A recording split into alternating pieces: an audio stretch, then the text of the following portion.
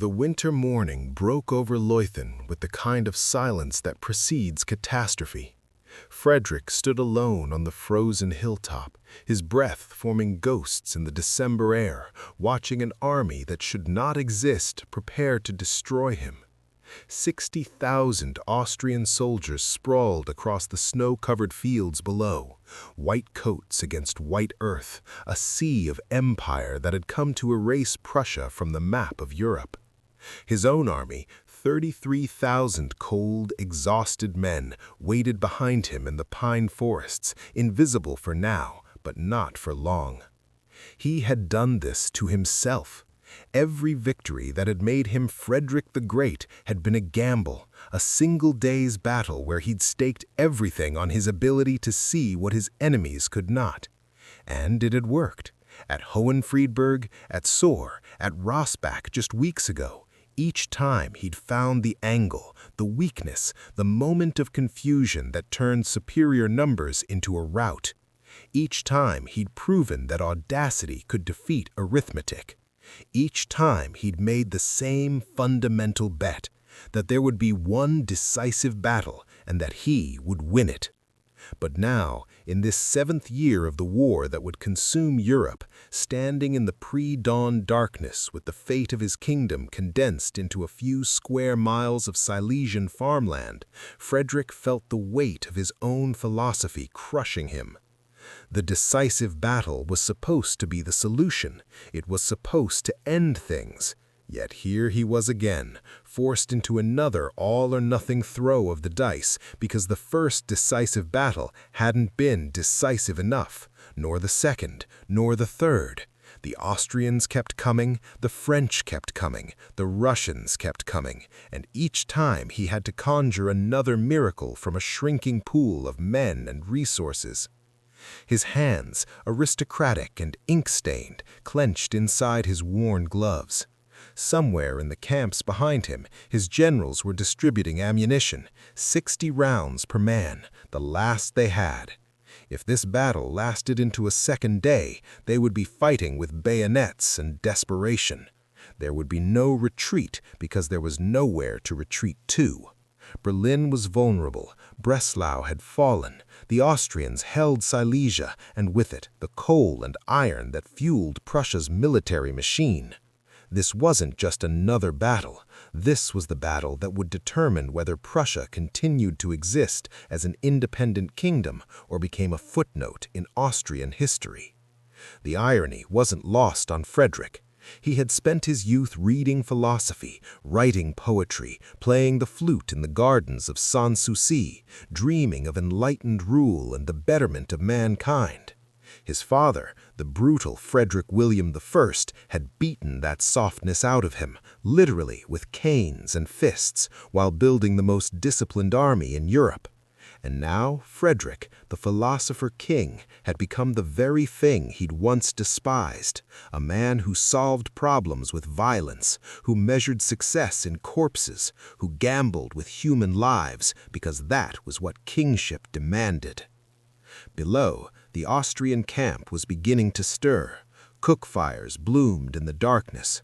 Charles of Lorraine, the Austrian commander, would be in his headquarters tent now, probably eating a leisurely breakfast, confident in his numerical superiority.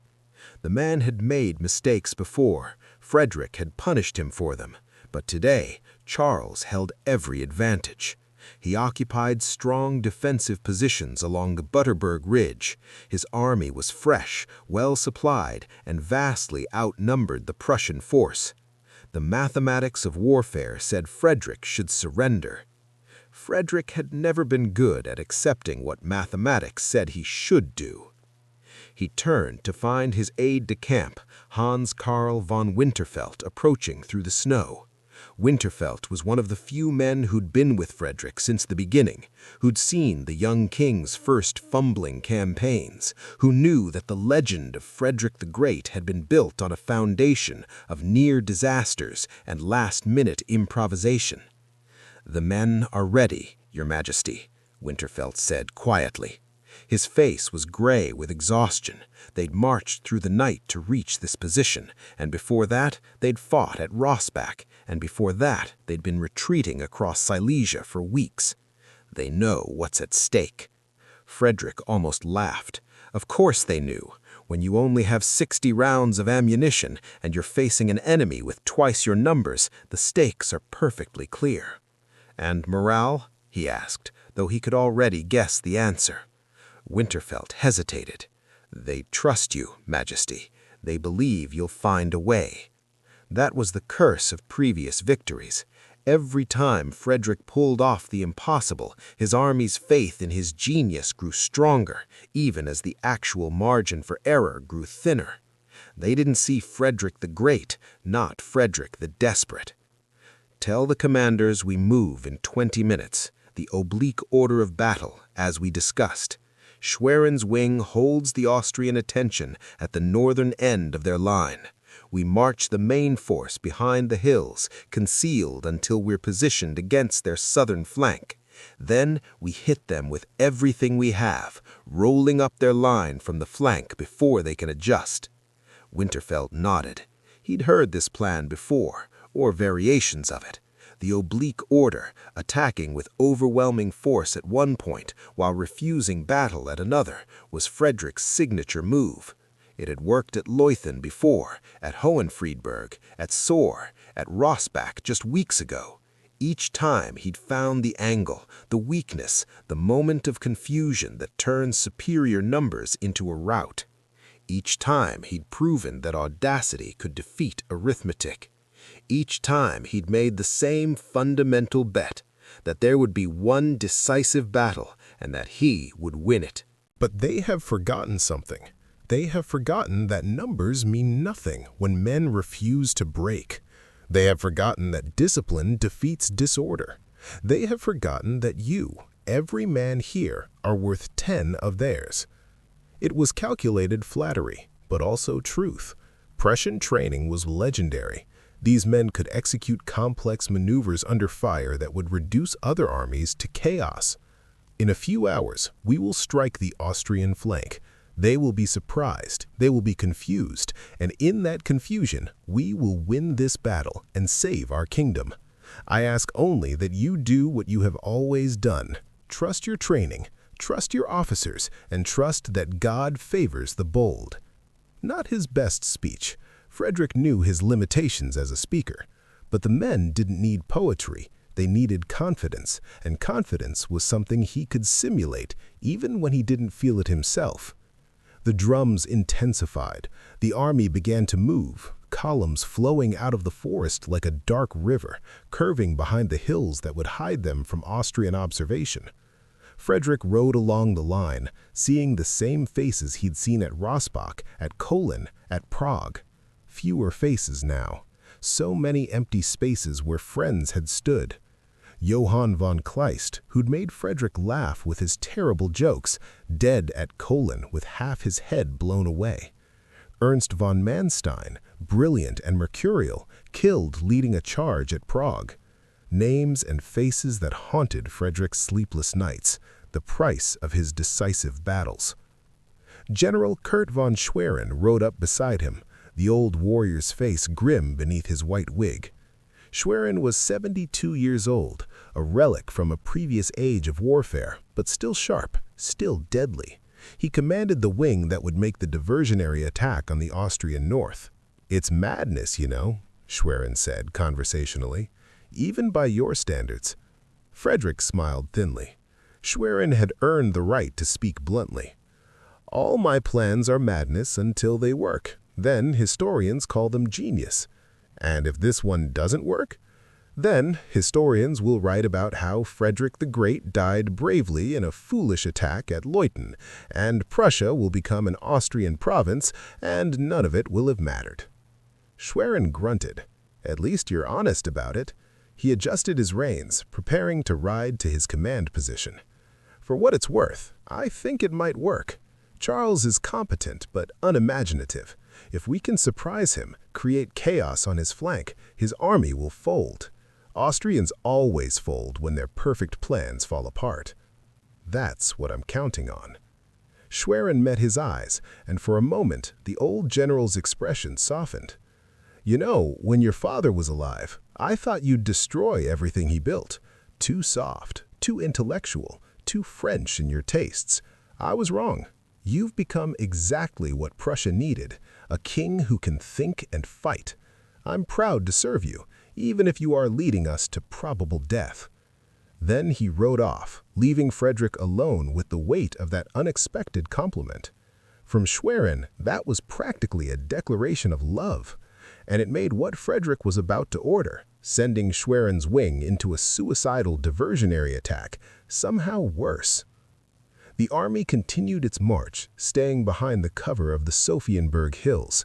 It was a massive logistical challenge, moving 33,000 men with artillery and supply wagons along a narrow route while maintaining complete silence and cohesion. One mistake, one Austrian patrol spotting them too early, and the whole plan would collapse. Frederick rode back and forth along the column, watching for problems, making tiny adjustments, feeling the minutes tick past like a countdown to apocalypse. Around 9 in the morning, scouts reported that the Austrian army was still in its positions along the Butterberg Ridge, apparently unaware of the Prussian movement. Charles of Lorraine had taken the bait. He'd positioned his forces to face a frontal assault from the north, exactly where Frederick wanted him looking. Frederick called his senior commanders together for final instructions. They gathered in a small copse of trees. Field Marshal von Keith, General Zieten with his legendary hussar cavalry, Prince Maurice of Anhalt-Dessau, and a dozen others. Hard men, scarred by war, devoted to Prussia and to Frederick with a loyalty that sometimes frightened him. "Gentlemen," Frederick said, spreading a crude map on his saddle, "in a few hours we will strike the Austrian flank. They will be surprised, they will be confused, and in that confusion we will win this battle and save our kingdom. I ask only that you do what you have always done. Trust your training, trust your officers, and trust that God favors the bold." Not his best speech. Frederick knew his limitations as a speaker. But the men didn't need poetry. They needed confidence, and confidence was something he could simulate, even when he didn't feel it himself. It was thin reasoning, Frederick knew. He was betting everything on his assessment of Charles's psychology, on the Austrian commander's tendency towards conventional thinking. But war was always about incomplete information and calculated risks. You could never be certain. You could only commit. The commanders dispersed to their units. Frederick checked his pocket watch, a gift from Voltaire, inscribed with some witty French aphorism about time and mortality that Frederick could no longer remember. 10 minutes until Schwerin's attack, then the moment of truth. He rode to a position where he could see both the Austrian lines and his own army. The Prussians were arrayed now in their oblique formation, a massive wedge of infantry and artillery pointed at the southern end of the Austrian position. From here they looked unstoppable, rank after rank of blue coats and glittering bayonets, artillery pieces positioned for maximum devastation, cavalry ready to exploit any breakthrough. The mathematics of force concentration. If he could hit the Austrian flank with overwhelming local superiority, even their numerical advantage wouldn't matter. But beneath that professional exterior, Frederick knew the reality. These men were exhausted, hungry, low on ammunition. They'd been marching and fighting for months. They were holding together through discipline and habit, but every army had a breaking point. Push them too hard, ask too much, and they'd shatter like glass. The first boom of Schwerin's artillery rolled across the snow. The diversion had begun. Frederick watched through his telescope as the northern end of the Austrian line exploded into activity. White-coated soldiers running to positions, officers shouting orders, artillery crews working their guns. Through the smoke and distance, he could see the Austrian reserves beginning to shift northward, exactly as he'd hoped. "Now," Frederick said softly, and the order rippled down the line. Drums beat the advance. The Prussian army began to move, emerging from behind the hills like a dark tide, battalion after battalion, perfectly aligned, moving with mechanical precision toward the exposed Austrian flank. For several minutes, the Austrians didn't react. They were focused on Schwerin's attack to the north, convinced that was the main threat. Frederick held his breath, watching the gap close.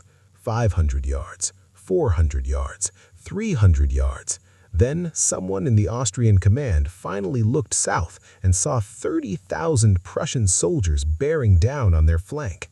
He could almost hear the moment of panic, see it ripple through the Austrian line.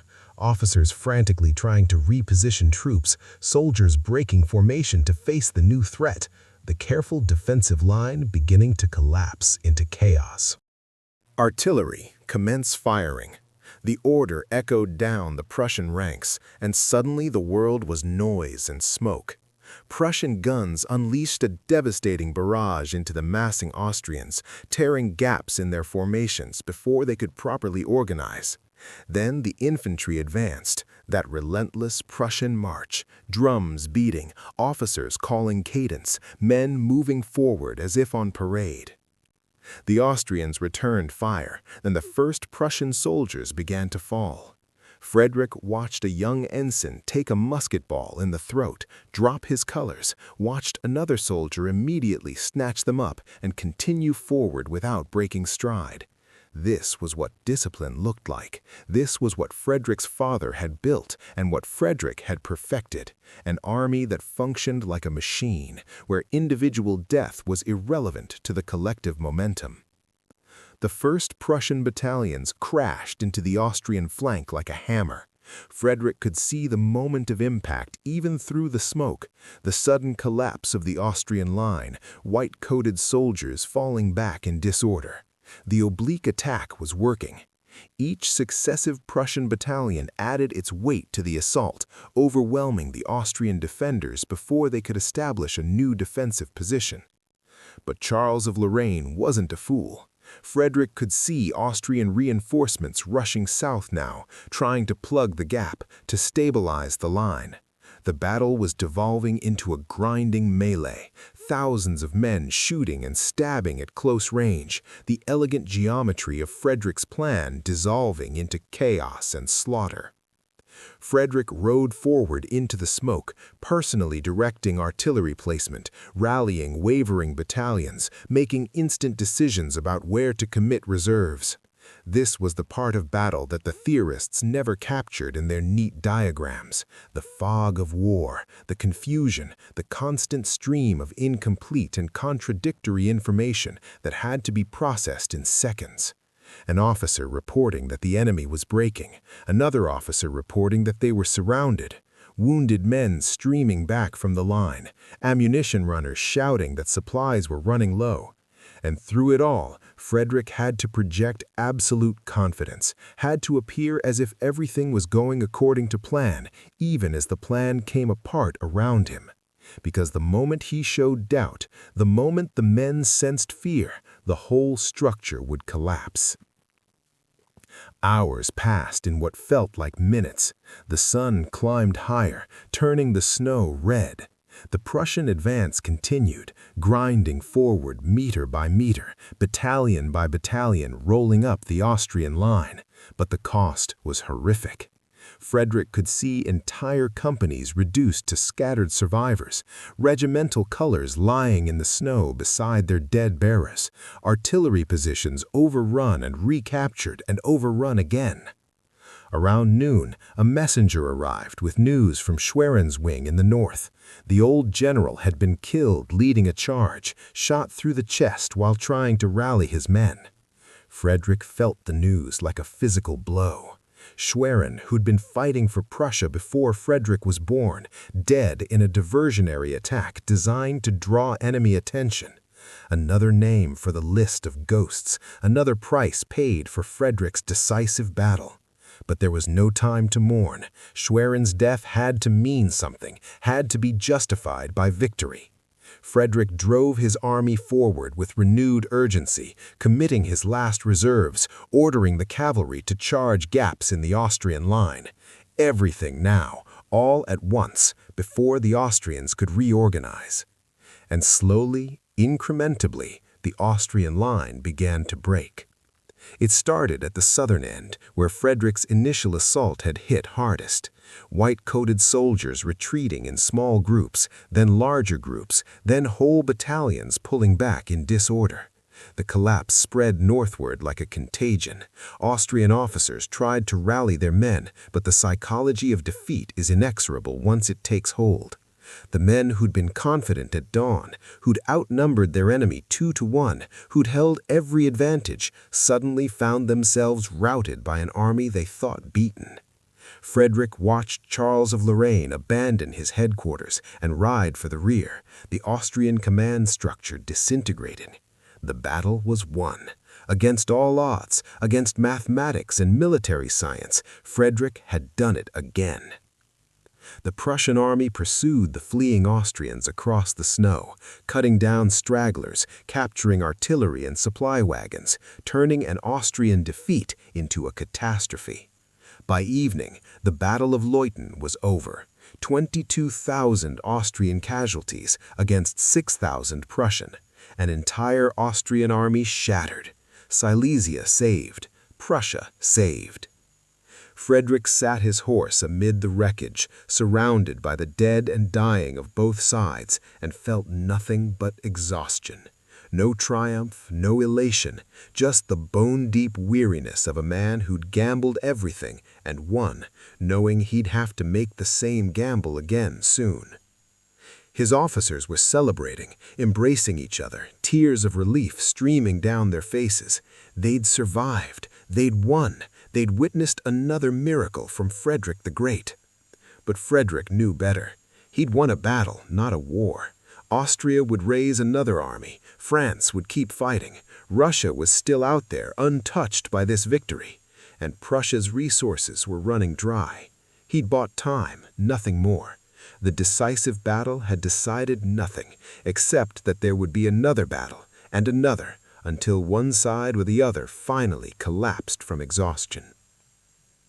That night, in a commandeered farmhouse that served as his headquarters, Frederick wrote letters to the families of his dead officers, Schwerin's widow, the parents of young Baron von Kleist, dozens of letters, each one carefully crafted, expressing gratitude and sorrow in equal measure.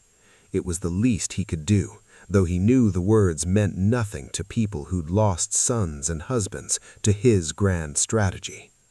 Then he played his flute, that melancholic Bach partita, the notes floating through the frozen December night.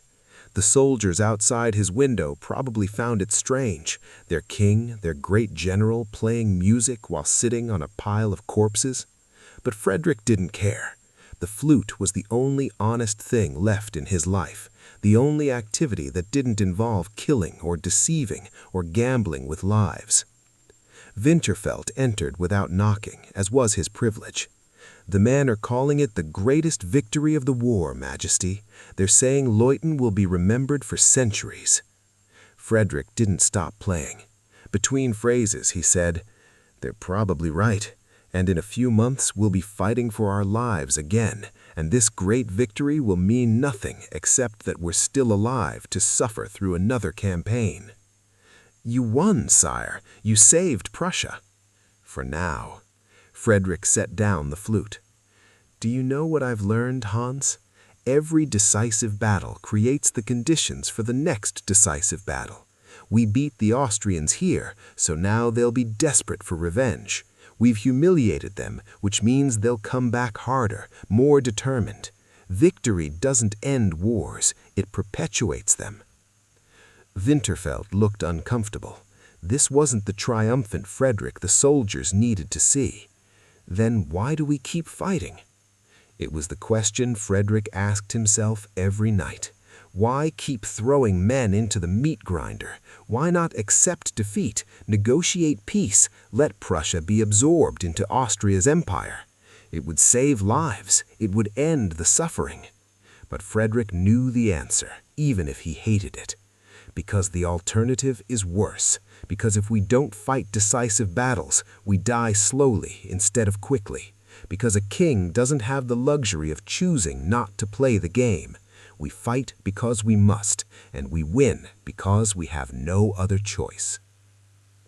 He stood, looking out the window at the campfires scattered across the battlefield. Thousands of men huddled around those fires, warming themselves, sharing what food they had, trying not to think about the friends who wouldn't see morning. Good men, brave men who deserved better than to be pieces in Frederick's endless chess match with fate. "Tomorrow we march for Breslau," he said. "We'll occupy the city, secure our supply lines, prepare for the next campaign. And when spring comes, the Austrians will come again, and we'll do this all over. Because that's what decisive battles get you. Not peace, but the opportunity to fight again." Telling and preparing this story took us a lot of time. So if you're enjoying it, subscribe to our channel. It means a lot to us. Now back to the story. The years that followed Leuthen proved Frederick right in ways that gave him no satisfaction.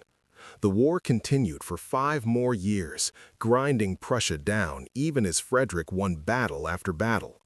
At Zorndorf, he fought the Russians to a bloody stalemate, 25,000 casualties on each side, neither army capable of claiming victory. At Hochkirch, the Austrians surprised and mauled his army, killing 9,000 Prussians and teaching Frederick that even his legendary tactical sense had limits. At Kunersdorf, disaster struck, a catastrophic defeat that destroyed half his army and nearly cost Frederick his life. He contemplated suicide that night, kept his pistol loaded by his bedside, wondered if Prussia would be better served by a king who hadn't gambled away its future. But he survived. Prussia survived. Not through decisive battles, but through stubborn endurance, through Frederick's refusal to accept defeat even when defeat seemed inevitable. The war ended not with a climactic final battle, but with exhaustion on all sides. Everyone was too tired, too broke, too depleted to continue. The Peace of Hubertusburg in 1763 confirmed Prussia's possession of Silesia and recognized Frederick as one of Europe's great powers, but the cost had been staggering. 480,000 dead, an entire generation destroyed, Prussia's treasury emptied, and for what? A province and a reputation. Frederick the Great, they called him, and he wore the title like a crown of thorns. He'd proven that a small nation could compete with empires through military genius and decisive battles. He'd also proven that victory in battle meant nothing if you couldn't translate it into lasting peace. Every decisive victory had simply raised the stakes for the next confrontation, turning war into an endless cycle that consumed everything it touched. In the years after the war, Frederick devoted himself to rebuilding Prussia. He repaired the devastated provinces, reformed the legal system, promoted agricultural innovation, corresponded with philosophers and artists, built schools and libraries. He tried to be the enlightened ruler he dreamed of being as a young man, before war had taught him the limits of enlightenment. But the decisive battles haunted him. In quiet moments, he would think about Leuthen, about the moment of victory when he'd stood amid the corpses and felt only emptiness. That battle had saved Prussia, had secured his reputation, had gone down in military history as a masterpiece of tactical genius. And it had been utterly meaningless in terms of ending the war.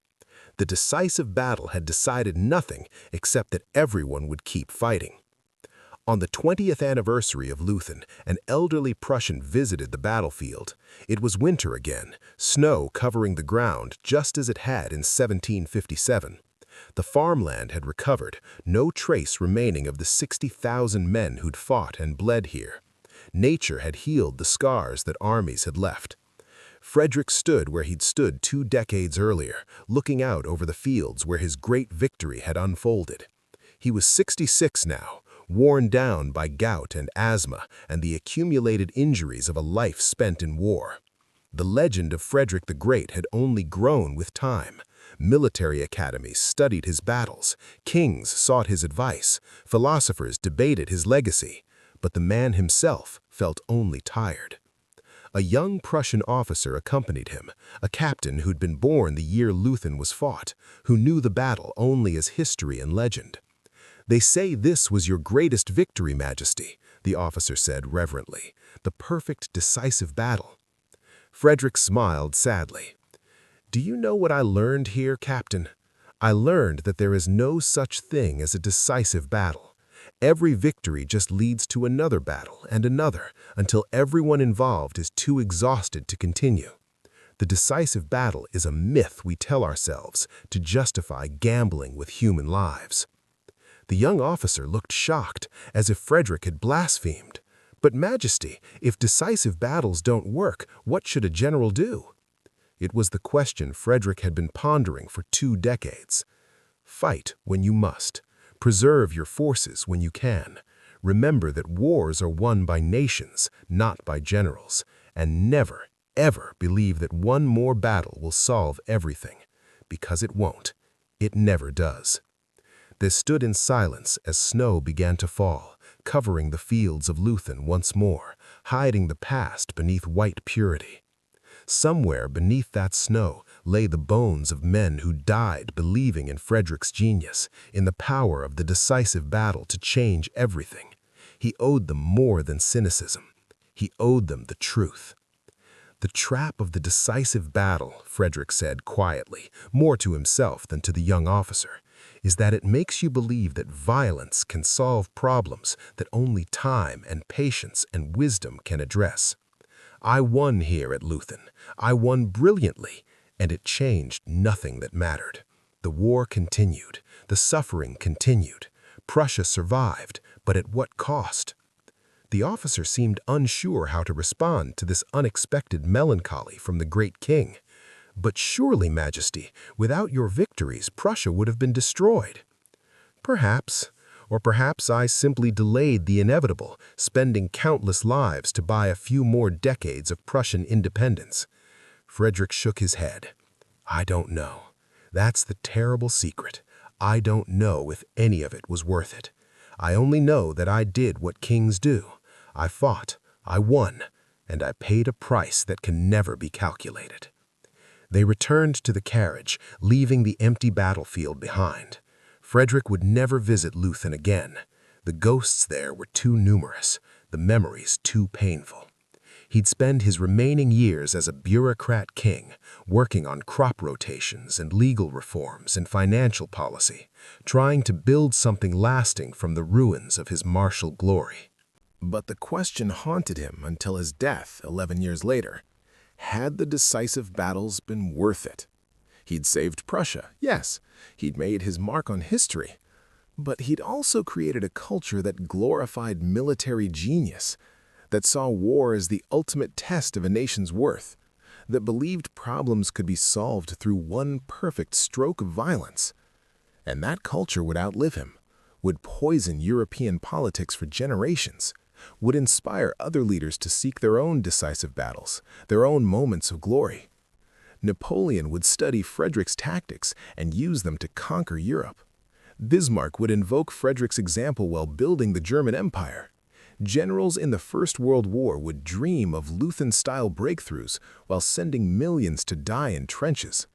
The cult of the decisive battle would culminate in the mechanized horrors of the Second World War, when leaders gambled entire nations on the belief that one more offensive, one more campaign, one more desperate throw of the dice would bring victory. Frederick couldn't have foreseen all of that, but in his final years, he understood the essential danger. The decisive battle was seductive because it promised a shortcut, a way to bypass the hard work of diplomacy and compromise and gradual reform. It promised that a sufficiently brilliant general could reshape reality through force of will and tactical genius. It made war seem like an art form, something noble and beautiful, rather than what it actually was: organized mass murder in service of political goals. On his deathbed, surrounded by his dogs and his books and his flutes, Frederick thought one final time about Leuthen. That moment of triumph on the snowy hilltop, watching the Austrian army break and run, believing that he'd saved his kingdom. He'd been wrong. He'd only postponed the reckoning. But perhaps that was enough. Perhaps buying time for his people to live and love and build was worth the cost. Perhaps the decisive battle, for all its inherent futility, was still better than passive surrender. Or perhaps he was simply rationalizing, trying to find meaning in a life spent pursuing military glory. He would never know. History would judge him as Frederick the Great, conqueror and genius, but he would die as simply Frederick, a man who'd made terrible choices and lived with the consequences, who discovered too late that victory in battle was the emptiest of achievements. The last thing he wrote, in his private journal that would be sealed for a century after his death, was this: "I have fought 50 battles and won most of them. I have been called a great general and a wise king, but I have learned this: there is no decisive battle. There is only the next battle and the next, until death provides the only true decision. Beware of generals who promise quick victories. Beware of kings who gamble with their subjects' lives. Beware, most of all, of the seductive belief that violence can solve what only patience and wisdom can address. This is my legacy, though none who praise me now will heed it." And so Frederick the Great died, his legend assured, his victories remembered, his hard-won wisdom ignored by the generations that followed. The decisive battle remained the dream of every ambitious general, the trap that would ensnare armies and nations for centuries to come. Because humans never learn. They see the glory and ignore the cost. They remember Leuthen and forget the 5 more years of pointless slaughter that followed. They study the tactics and miss the fundamental lesson that some problems cannot be solved by fighting. The snow continued to fall on the fields of Leuthen, covering the past, hiding the blood, making everything clean and white and new again. And somewhere in Berlin, young officers studied Frederick's battles, learned his tactics, dreamed of their own moment of decisive victory. The cycle would continue, as it always did, until someone finally learned what Frederick had learned too late, that the decisive battle is a trap, and the only way to win is not to fight. But that lesson would take another 2 centuries and tens of millions of dead to fully comprehend. And even then, humans would find new ways to convince themselves that this time, this battle, this war would be the one that finally decided everything. The trap of the decisive battle remains open, waiting for the next ambitious leader who believes they can reshape the world through violence and genius. Frederick's ghost walks the fields of Leuthen still, a warning that no one heeds, a lesson that every generation must learn anew at terrible cost. And the snow keeps falling, covering everything, making the past look peaceful and inevitable, hiding the anguish and doubt and fear that accompany every decision to gamble human lives on the promise of glory. This is the truth of war, the truth that Frederick learned and took to his grave.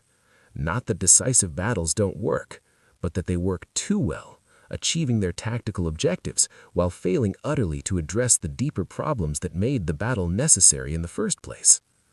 In the end, Frederick's greatest victory was also his greatest defeat, proof that military genius could triumph over impossible odds, and proof that such triumph meant nothing when the war continued regardless.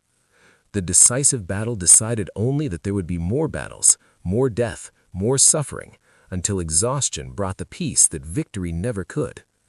This was Frederick's legacy, though it would be forgotten in the celebrations of his genius. This was the trap he fell into and could never escape. This was the price of being called the Great, to be remembered for victories that solved nothing, for battles that changed nothing, for a lifetime spent proving that some problems have no military solution.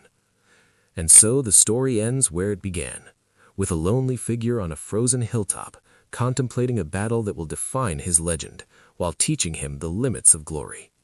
Frederick the Great, master of the decisive battle, prisoner of his own success, forever trapped in the cycle of victory and futility that he could neither escape nor transcend. The final words must be his from that secret journal, the last wisdom of a man who learned too late. Seek not the decisive battle, seek peace, for in war there are only survivors and dead, and the survivors carry scars that never heal. But no one was listening. They never are. Up next, 2 more incredible stories are waiting for you right on your screen. If you enjoyed this one, you won't want to miss these. Just click to watch and don't forget to subscribe.